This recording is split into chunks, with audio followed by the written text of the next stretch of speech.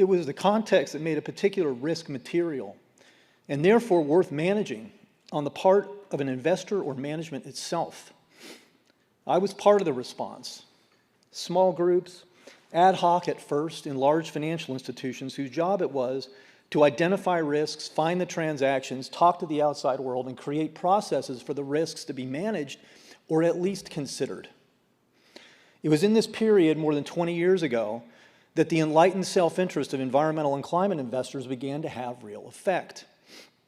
The progress made with the banks, large asset managers, and others was possible because of larger political, social, policy, and legal forces ascendant at the time.